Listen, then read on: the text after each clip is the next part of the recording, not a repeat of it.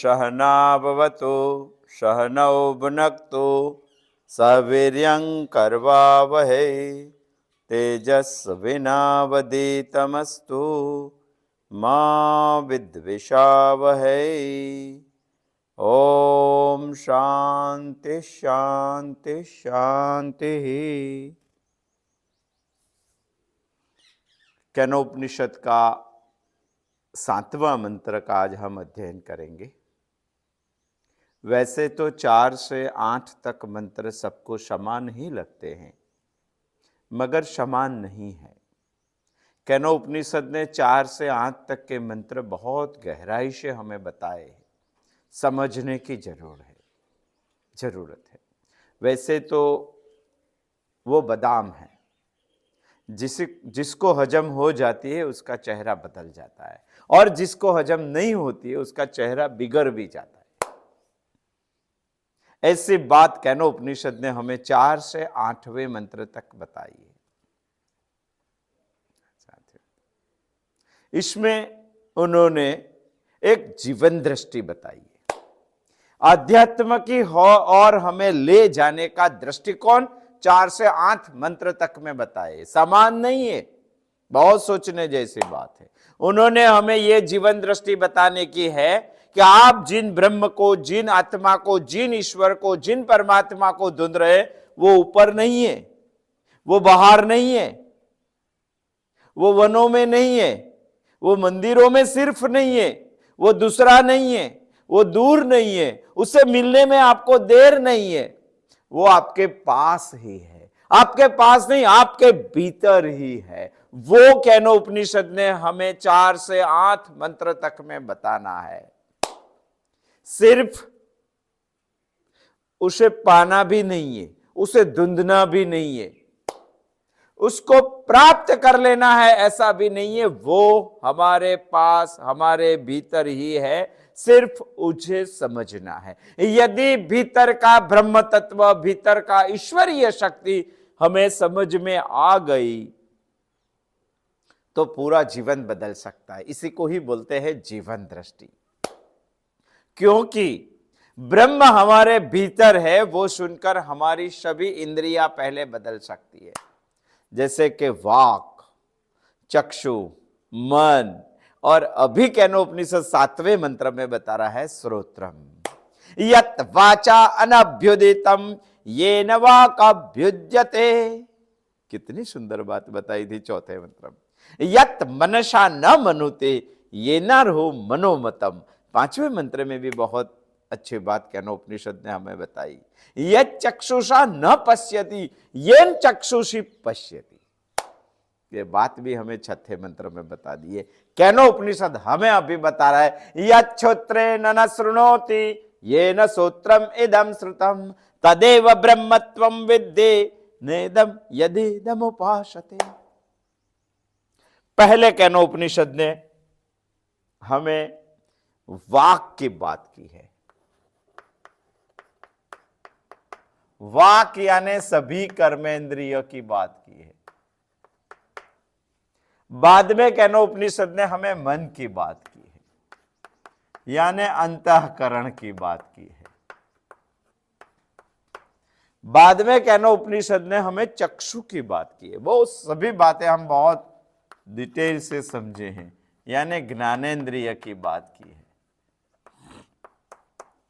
और अभी हम श्रोत्र की बात कर रहे हैं, वो भी ज्ञानेंद्रिय की ही बात है।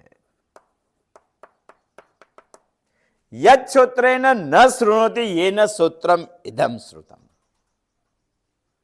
जो कान से सुना नहीं जाता, किसको? ब्रह्म को। यानी यत् श्रोत्रेण न शृणोति यानी ब्रह्म कान से समझ में नहीं आएगा। जो कान से सुना नहीं जा सकता, मगर कान जिससे सुनता है वही ब्रह्म है। उसी को तो ब्रह्म समझ। कान जिनकी उपासना कर रहे वो ब्रह्म नहीं है। जो कान से सुना नहीं जा सकता, मगर कान जिससे सुनता है, जिस ताकत से सुनता है, वही ब्रह्म को समझ, वही ब्रह्म है ऐसा तो समझ। कान जिनकी उपासना कर रहे हैं वो ब्रह्म नहीं है। यच्छ्रुत्रे न शृणोति येन सूत्रम इदम श्रुतम तदेव ब्रह्मत्वं विद्धि नेदम यदि दमुपासते। केनोपनिषद, ये सारे मंत्र, चौथे मंत्र, पांचवा मंत्र, छठा मंत्र, सातवां मंत्र, एक मंत्र बाकी है आठवां, हम देखेंगे सातवां मंत्र खत्म होने के बाद। सातवें मंत्र तक केनोपनिषद हमें बता रही, आठवें मंत्र में भी ये बता रही, हमें आध्यात्म की ओर ले जा रहे हैं केनोपनिषद। आध्यात्म की ओर जाना यानी आत्मा के पास जाना। आत्मा की अधि, इसी को आध्यात्म बोलते हैं। आध्यात्म की ओर ले जाना माने आत्मा की पास ले जाना। हमें आत्मा के पास जाना है तो सभी इंद्रिया अंतःकरण से समझना पड़ेगा कि ये क्या चीज है, क्योंकि ये सब का प्रेरक है ब्रह्म तत्व, ये सब का प्रेरक है ईश्वरीय तत्व। यदि उनका प्रेरक है तो हमें ये सबको उच्च बनाना पड़ेगा। उच्च माने दैवी बनाना पड़ेगा। ये सब बात हम समझ चुके। वाक को कैसे उच्च बनाना, मन को कैसे उच्च बनाना, चक्षु को कैसे उच्च बनाना, आज हम समझेंगे। श्रोत्र यानी कर्ण यानी हमारा कान, इसको उच्च कैसे बनाना, उसको उच्च दैवी बनाना है तो 3 स्टेप हमें समझना पड़ेगा। एक है नैतिक, दूसरा है भावनिक और तीसरा है आध्यात्मिक।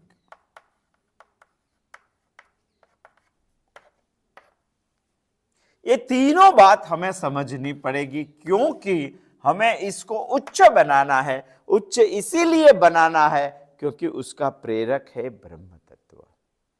हमें पहले नैतिक बनने के लिए सुनना पड़ेगा, सुने बगैर चलेगा नहीं, ज्यादा सुनना पड़ेगा। और भारतीय संस्कृति में बहुवक्तव्यम को महत्व नहीं है, बहुश्रुतम को महत्व है। इसीलिए तो हमारा 12 महीना जो आता है उसमें 1 महीना आता है श्रावण, पूरे महीने तक सुनते ही रहने का। सुनने का बहुत महत्व है, हम समझते नहीं। कर्ण को उच्च बनाना है क्योंकि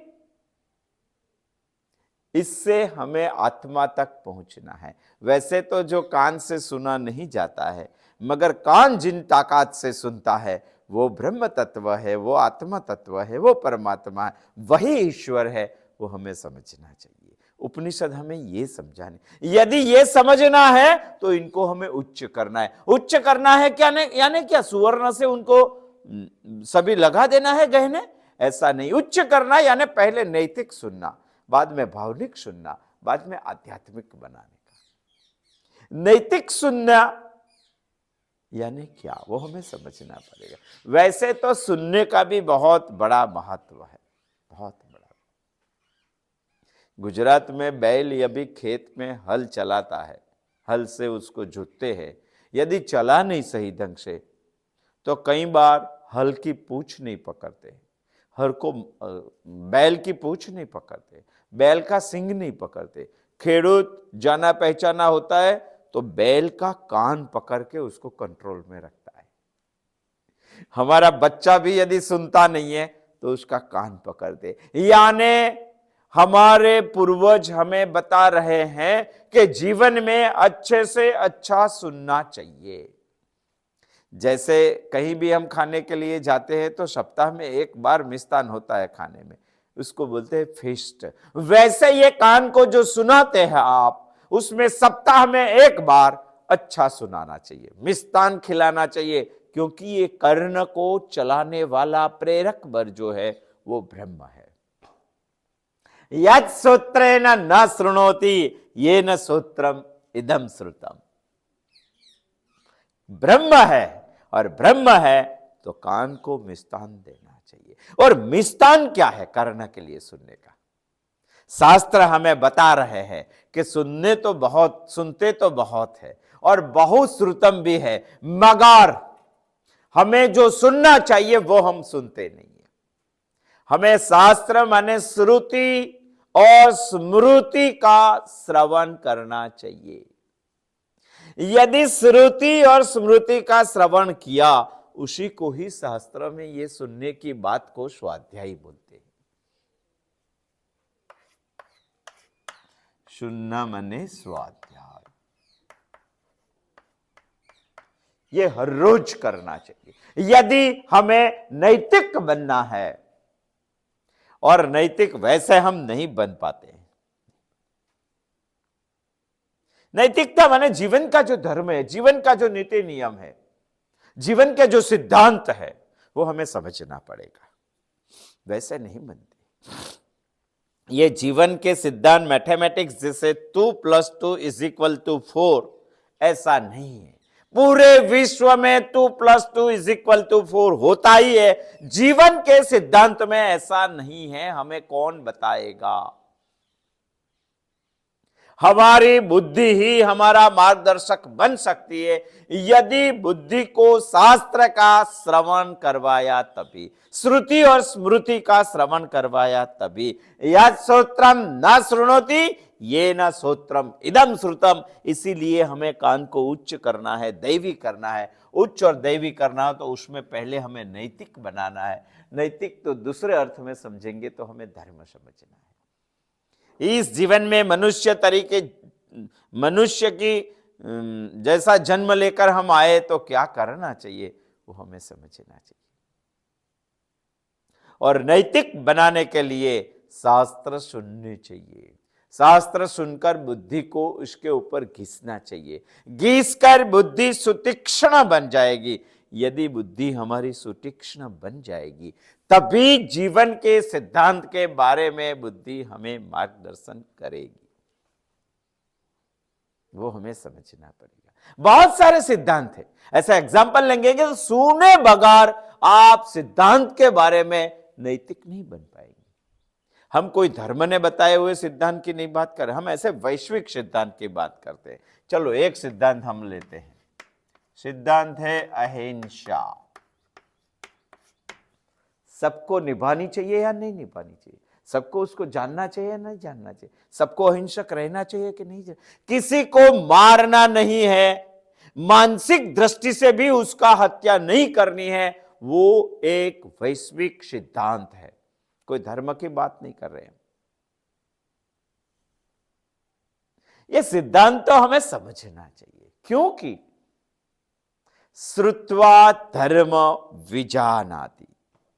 सुनने से ही धर्म को आप जान सकते हैं, सुनने से ही सिद्धांत को आप जान सकते हैं, सुनने से ही आप नैतिक बन सकते हैं। ये तो आगे जाके ऐसा भी बता रहे, श्रुत्वा धर्म विजानाति श्रुत्वा पापम परित्यजेत्, श्रुत्वा निवर्तन्ते मोह श्रुत्वा ज्ञानामृतम लभेत। कितनी बड़ी बात है श्रुत्वा में। हमें सिर्फ सोचना है, श्रुत्वा धर्म विजानाति। इसमें हम सोच रहे कि जीवन के सिद्धांत सुने बगैर आप उसमें डिसीजन नहीं ले सकते। बहुत ज्यादा सुनना पड़ेगा, शास्त्रों को सुनना पड़ेगा, श्रुति और स्मृति का स्वाध्याय करना पड़ेगा, तभी आप जीवन सिद्धांत के बारे में सोच सकेंगे। हम एक सिद्धांत लेकर सोचते हैं अहिंसा। चलो आप क्या सोचते हैं इसके बारे में? अहिंसा का मतलब तो इतना ही निकालते हैं कि किसी को मारना नहीं है, किसी की हत्या करनी नहीं है। आगे जाके हमारे शास्त्रों तो ऐसा बता रहे, मानसिक दृष्टि से भी किसी को मारना नहीं है, हत्या नहीं करनी, इसी को अहिंसा बोलते। सही बात है, मगर मनुस्मृति में बताया है जो आतताई होंगे उसका क्या करेंगे? क्या करेंगे? जो बलात्कारी होंगे उसका क्या करेंगे? आप हिंसा नहीं करेंगे क्या? यहां तो अहिंसा का सिद्धांत है, वो निभाने के लिए क्या करेंगे? मनुस्मृति के 8वें अध्याय में तो बताया है, गुरुम वा बाल वृद्धो वा ब्राह्मणम वा बहुश्रुतम आतताई नाम आयंतम हन्या देवा विचारयन। क्या बताया? चाहे वो गुरु हो, चाहे वो पुत्र जैसा बालक हो, चाहे हो पिता जैसा वृद्ध हो, चाहे वो ब्राह्मण हो और चाहे वो बहुश्रुतम हो, शास्त्र का श्रवण करने वाला हो, फिर भी जो आतताई है उसको सोचे बगैर मारना चाहिए। हन्या देवा विचारयन आतताई नाम आयंतम। क्या बताया? आप क्या करेंगे? आप अहिंसा निभाएंगे या आतताई को मारेंगे? यहां भगवान श्री कृष्ण आपको समझ में आना चाहिए। जीवन के सिद्धांत ही कुछ ऐसे हैं। दुनिया में बहुत सारे लोग ऐसे हैं जो बोल रहे हैं, जिनको गाय का मांस बहुत पसंद है, गौ माता का। वो बोल रहे हैं काउ हैज नो सोल, गाय के पास आत्मा नहीं, क्योंकि उसको मीठा लगता है, बहुत खाना है। वो गाय के हिंसा कर रहा है क्योंकि उसको स्वीट लग रहा है। गाव हैज नो काउ, उसको जो पसंद आया वैसी फिलोसॉफी उन्होंने बैठा दी है इस दुनिया में। मेरा कहना ये है, उपनिषद हमें ये बताना चाहती है कि आप जीवन के सिद्धांतों को सुनेंगे मगर करेंगे क्या? अहिंसा निभाएंगे, आतताई को पालेंगे पोषेंगे, क्या करेंगे? क्या करेंगे? कोई रास्ता नहीं, कोई शास्त्र इसके बारे में निश्चित नहीं बता सकता है। जैसी परिस्थिति आई वैसे आपकी बुद्धि को निर्णय लेना पड़ेगा। मगर बुद्धि को निर्णय लेना है तो बुद्धि को सुतीक्ष्ण बनना है। यदि बुद्धि को सुतीक्ष्ण बनना है तो शास्त्रों की स्मृति और श्रुति के बातों को बहुत ज्यादा सुनना है। बहुत ज्यादा सुनना मैंने स्वाध्याय करना है। यदि कर दिया तो बुद्धि सुतीक्ष्ण होगी। सुतीक्ष्ण होगी तो आप जीवन के सिद्धांतों को समझ, आप नैतिक बन पाओगे। और नैतिक बनने के लिए बहुत श्रुतम, शास्त्र का श्रवण करना पड़ेगा, श्रुति और स्मृति का श्रवण करना पड़ेगा। श्रुति का श्रवण माने उपनिषद का श्रवण करना ही पड़ेगा, वरना आपकी बुद्धि कोई निर्णय नहीं ले पाएगी। ये करने की जरूरत इसीलिए है कि इस संसार में घूमने वाली हमारी बुद्धि बार बार उसके तीक्ष्णता रहित बन जाती है। 24 घंटे घूमती रहती है हमारी बुद्धि। इतने सारे विषय हमारी बुद्धि के सामने आते हैं, सुतीक्ष्ण नहीं, तीक्ष्णता बगैर विहीन हो जाएगी हमारी बुद्धि। यदि उनको सुतीक्ष्ण करना है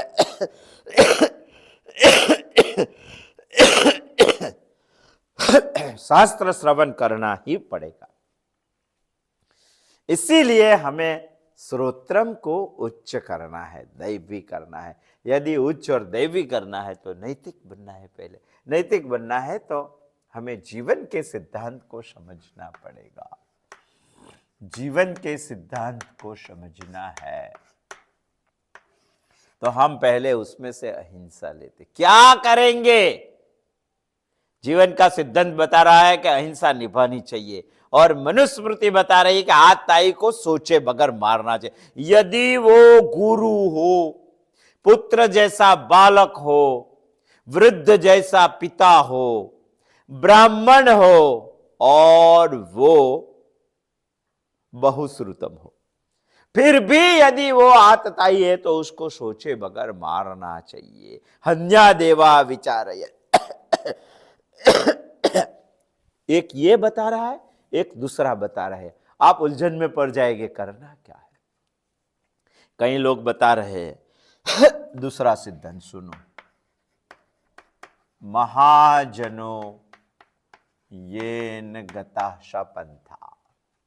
कई लोग बता रहे हैं कि आपको समझ में जब ये नहीं आती है तो जिस रास्ते से महापुरुष लोग गए हैं उसी रास्ते से जाना चाहिए, ऐसा बता दिया। महाभारत में यक्ष और युधिष्ठिर का एक संवाद है, ये संवाद में बताया है। श्रुतिर्विभिन्ना स्मृतिर्यो भिन्ना, स्मृतिर्विभिन्ना स्मृतयोर्विभिन्ना नैको ऋषयस्य वचः प्रमाणम धर्मस्य तत्वं निहितं गुहाय महाजनो येन गता शपंथा। यदि आपको समझ में नहीं आया जीवन के सिद्धांत, तो महाजनों जिस रास्ते से गए वो उस रास्ते से जाने, उसमें भी उलझन आएगी। क्या बताया उन्होंने? श्रुतिर विभिन्ना स्मृतयोर विभिन्ना, जीवन के सिद्धांतों के बाबत में तय करने की जब भी बात आती है तभी स्मृति भी भिन्न भिन्न बातें बता रही है और स्मृति भी भिन्न भिन्न बातें बता रही है। श्रुतिर विभिन्ना स्मृतयोर विभिन्ना नैको ऋषयस्य वचः प्रमाणम, कोई एक ऋषि ने प्रमाणभूत ऐसा कोई वचन नहीं बताया है। आप बोलेंगे कि धर्म से समझ जाएंगे, ये बता रहा है श्लोक धर्मस्य तत्वम निहितम गुहाय, इतनी गहरी गुहा में है धर्म, आपको समझने में मुश्किल पड़ जाएगा। तभी एक निर्णय आ जाता है महाजनो येन गताशा पंथा, ये बात को हम समझ रहे। चलो महापुरुष जो रास्ते से गए वो रास्ते से हमें जाना चाहिए, उसमें भी उलझन आएगी। बहुश्रुतम के बगैर दुनिया में कोई रास्ता नहीं है। आपको कर्ण को श्रोत्रम को उच्च बनाना ही पड़ेगा, शास्त्रों का श्रवण करना ही, आपके बुद्धि को सुतीक्ष्ण बनाना पड़ेगा। नहीं तो ऐसा तो कर सकते हैं, जब महान लोग गए उसके रास्ते के पीछे हम चले जाएंगे। कैसे चले जाएंगे? हम दो एग्जाम्पल लेते हैं। एक कैरेक्टर हमारे यहां बहुत बड़ा हो गया, उसका नाम था संत एकनाथ जी, उसकी पत्नी का नाम था गिरजाबाई। एक बार हुआ ऐसा, बहुत आक्ता स्वाक्ता करते थे सबके, वसुदेव संस्था उन्होंने खड़ी की थी। उनके यहाँ एक दिन उनको परेशान करने के लिए, उसको क्रोधित करने के लिए एक गांव के थोड़े बहुत 3-4 ब्राह्मणों के ग्रुप आया, उनके घर खाने के लिए बैठे। जब खाने के लिए बैठे, एकनाथ जी की प्रथा थी कि परोसने की प्रथा थी, तो गिरजाबाई परोसने के लिए आए।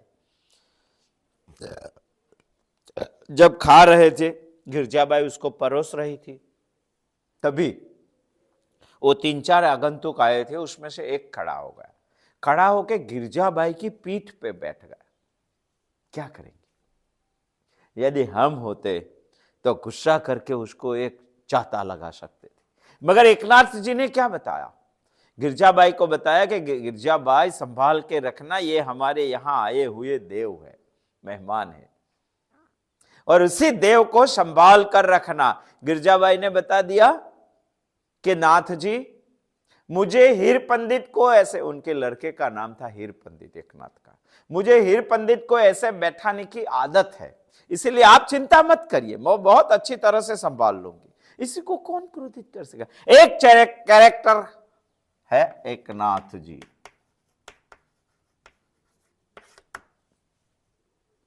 चलो उसके सामने दूसरा एक कैरेक्टर हम समझते हैं। संस्कृति में बहुत बड़ा काम किया है ये संत ने, ये फैमिली ने।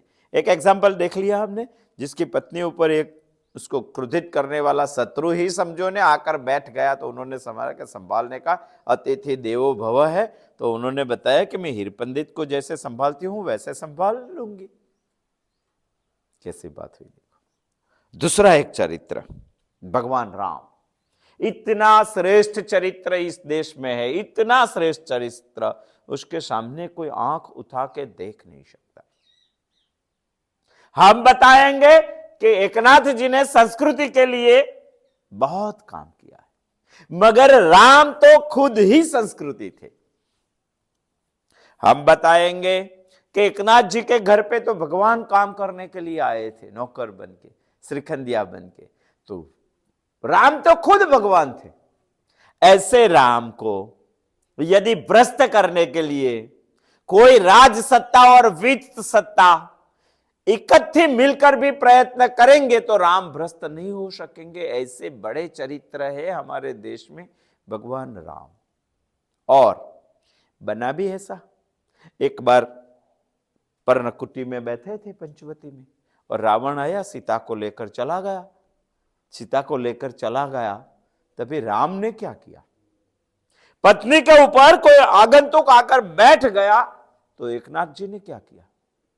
महाजनो ये न गताशा पंथा, क्या आप एकनाथ जी को महाजन नहीं गिनते? और यदि एकनाथ जी को महाजन गिनते तो पत्नी के साथ बदसलूकी करने वाले लोगों के साथ क्या करेंगे आप? और राम को महाजन नहीं गिनते, और यदि राम को महाजन गिनते हैं तो सीता को ले जाने वाले रावण के साथ राम ने क्या प्रयत्न किया? क्या किया? आप एकनाथ जी के साथ जाएंगे और राम जी के साथ जाएंगे, क्या करेंगे? महाजनो येन गताशा पंथा, किसके पीछे जाएंगे आप? दोनों चरित्र है, दोनों की पत्नी ऊपर प्रहार हुए, दोनों की पत्नी ऊपर प्रहार हुए, मगर दोनों ने अलग अलग बात की, बहुत विरुद्ध बात की। किसके पीछे आप जाएंगे? किसके पीछे? सोचना पड़ेगा। आपको कोई निश्चित बात शास्त्र नहीं बता पाती। जीवन के सिद्धांत के बारे में आपको सोचना ही पड़ेगा, आपके बुद्धि को सुतीक्ष्ण बनाना ही पड़ेगा। जैसे हमारा बाल काटने वाला इंसान जब आता है, वो बाल कटा इंसान एक अस्त्र लेके आता है, उसके पास उनका एक शस्त्र होता है, वो बार बार घिसता है। क्यों घिसता है? इतने पतले पतले बाल को काटने के लिए उसका शस्त्र कैसे तीक्ष्णता विहीन हो जाता है, वो बाल बाल घिसता है।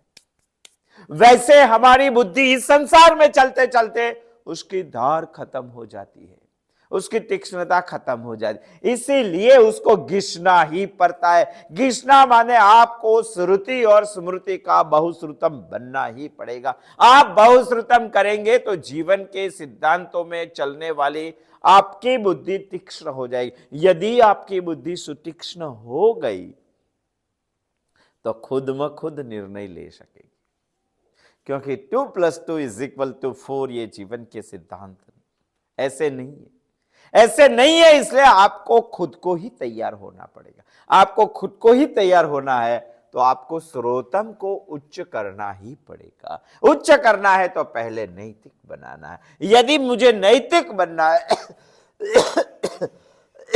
तो जीवन के सिद्धांतों को समझना पड़ेगा। श्रोत्रम श्रुत्वा धर्म विजानाति, उसी से ही धर्म जाना जाता है। हम तो जीवन के सिद्धांत समझ रहे, सिद्धांत इसीलिए समझ रहे हैं क्योंकि हमें नैतिक बनना है।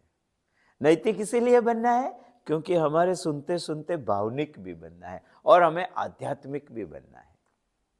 यदि ये रास्ता हमें चुनना है तो पहले हमें ये करना पड़ेगा। ये करना है तो हमें बहुश्रुतम शास्त्रों का श्रवण करना ही पड़ेगा। श्रुति और स्मृति के श्रवण को ही हमारे यहाँ स्वाध्याय बोला जाता था। न प्रमादितव्य, करना ही पड़ेगा, दूसरा कोई रास्ता नहीं, कोई रास्ता नहीं। आपकी बुद्धि निर्णय नहीं ले सकेगी और निर्णय लेने के लिए सुतीक्ष्ण बनाना पड़ेगा। सुतीक्ष्ण बनाने के लिए शास्त्रों में घिसना पड़ता है बुद्धि को। यदि घिस गई तो सुतीक्ष्ण बन जाएगी। ऐसा सिर्फ हम अहिंसा महाजनो येन गताशा पंथा ऐसा नहीं है। तीसरी भी एक बात है सत्य, चौथी की भी एक बात है अस्तेय। सत्यम वदा, इसके बारे में भी आप उलझन में पड़ जाएंगे, निर्णय नहीं ले पाएंगे। अस्तेय यानी चोरी नहीं करना, इसके बारे में भी आप उलझन में पड़ जाए। कैसे उलझन में पड़ जाए? उसका एक ही रास्ता है, आपकी बुद्धि को खुद म खुद आपका मार्गदर्शक बनना पड़ेगा। मगर मार्गदर्शक बनने के लिए बुद्धि को सुतीक्ष्ण होनी चाहिए और सुतीक्ष्ण बनाने के लिए बुद्धि को शास्त्रों का श्रवण कर कर घिसना चाहिए, नहीं तो सुतीक्ष्ण नहीं बनेगी। यानी हमें शास्त्र का श्रवण करके बहुश्रुतम बनना है। बहुश्रुतम इसीलिए बनना है क्योंकि केनो उपनिषद 7वें मंत्र में हमें बता रहा है श्रोत यत् श्रोत्रेण न शृणोति येन श्रोत्रम इदं श्रुतम तदेव ब्रह्मत्वं विद्धि नैदं यदिदमुपासते। आज हम अहिंसा और महाजनों ये गताशा पंथा समझे। आने वाले बुधवार को आएंगे, हम सत्य और अष्टय को समझेंगे। यदि ये जीवन सिद्धांतों में चलने वाली हमारी बुद्धि हो गई तो हम नैतिक बन जाएंगे, क्योंकि सुनने का महत्व बहुत ज्यादा है। श्रुत्वा धर्म विजानाति, श्रुत्वा पापम परित्यजेत, ये भी समझेंगे। और श्रुत्वा निवर्तन्ते मोह, ये भी समझेंगे। श्रुत्वा ज्ञानामृतम लभेत, इतना ज्यादा महत्व है, वो सब बात हम समझेंगे। क्योंकि केनोपनिषद ने बताया है, यत् श्रोत्रेण न सुनोति, जो कान से सुना नहीं जा सकता, किसको? ब्रह्म को। मगर कान जिससे सुनता है वही को ब्रह्म समाज। ऐसा केनोपनिषद। यदि मेरा कान उसकी ताकत से सुन सकता है तो मेरा कान का प्रेरक है ईश्वर। यदि ईश्वर मेरे कान का प्रेरक है तो मेरा कान इतना उच्च होना चाहिए। ये जीवन में उच्च बनाने के लिए उसको पहले धार्मिक नैतिक बनाना चाहिए। नैतिक बनाने के लिए बुद्धि सुतीक्ष्ण चाहिए, नहीं तो ये जीवन सिद्धांत में मैं डिसीजन नहीं ले पाऊंगा। और सुतीक्ष्ण बुद्धि करने के लिए शास्त्रों के एरण पे बुद्धि को बार बार घिसना है, उसी को ही स्वाध्याय बोलते हैं। आने वाले बुधवार को आएंगे, हम सत्य और अष्टय में हमारी बुद्धि कैसे चलेगी वो समझेंगे। और ये समझकर ऐसा बनेंगे, हमें नैतिक बनना है तो दुनिया में बहुश्रुतम के सिवा और कोई रास्ता नहीं है, स्वाध्याय के सिवा और कोई रास्ता नहीं है। सोचेंगे, आने वाले बुधवार को आएंगे। अस्तु, जय श्री कृष्ण।